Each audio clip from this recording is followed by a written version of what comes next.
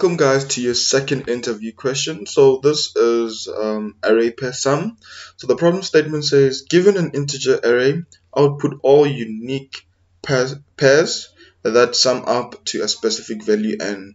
So if our input is an array of 1, 5, 3, 3 and the value n is 6, we need to output 1, 5, 3, 3. Okay, so basically what is happening here is we are given a value that is n, whereby this numbers in this array should result into this value n, hence the output 1, 5 and 3, 3. So let's go to our pen and paper and actually come up with a solution there, so that we actually understand before going to our text editor and start hitting the keyboard and coding this thing up, right? So we are in this paint thing, whatever that thing's called. Yeah.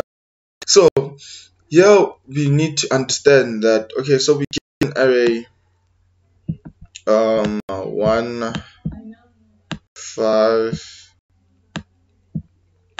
3, 3, and our key value is, let's say k is equal to 6. So now let's think about how we actually gonna go about this problem, right? So if you guys see that, okay, so I need to iterate through this entire list or this array. So if I iterate through this array, so let me say I'm here in this first value, so I need to get its complement that will give me this value 6. So what I do is, I know that my k is 6, so I want to get its complement. Let's say our complement is c.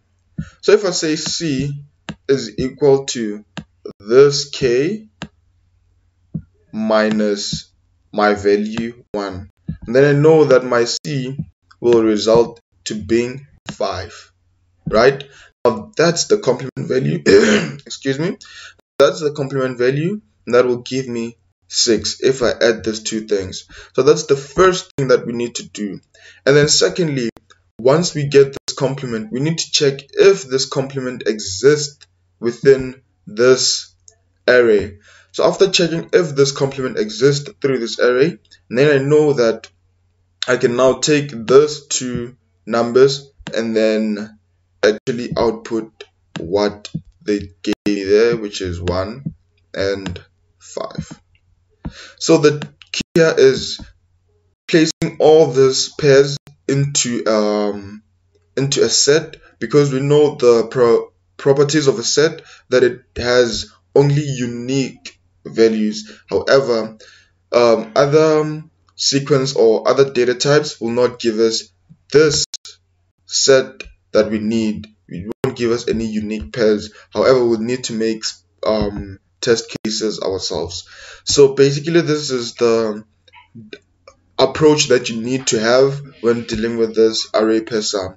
So now let's go to our text editor and actually translate this that we talked about here into actual code. Okay, so now that we have actually had a thought process on how this algorithm should be like, so now we're here in our text editor to actually come up with the proper solution, or actually come up with an algorithm that we've made based on the paint slide that we had. So now we'll say define pair underscore sum, and then we take in our array and then take in our key value. So now what we have to do is we need to have a set that will contain all the pairs. So I'll say pair set and then make that a set. So now we have to go through each and every element within the array and then get its corresponding complement. So for I in array, and then complement is equal to the key minus I, and then after getting that complement, we want to check if this complement does exist in the array. So if complement in array, I then want to add this pair into the set, and add into the set, and then that. So after going through each and every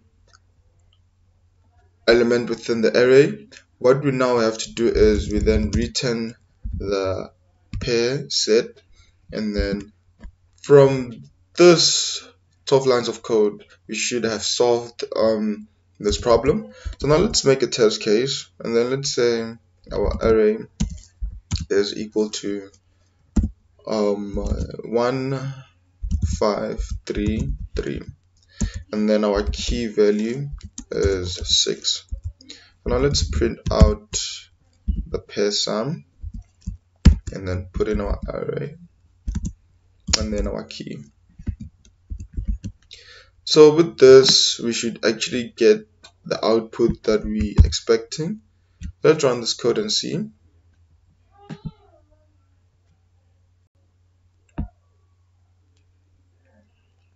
So we're actually getting our output, which is 3 3 and 1 5. And then now let's make another test case. Let's see what can we have. Let's say 2 4 6 8, and our key is 10. So we should expect a pair between this 2 and this 2. So now let's see what we actually get here. And then we do get that 6482. So now let's look at the time complexity of this algorithm. So here we're actually iterating through the list nth times, and basically that will be our time complexity. We'll be having an order of n time complexity of this algorithm. So I hope you guys enjoyed and learned a lot from this array pair sum, and hoping to see you guys on the final interview question on arrays and sequences. Goodbye.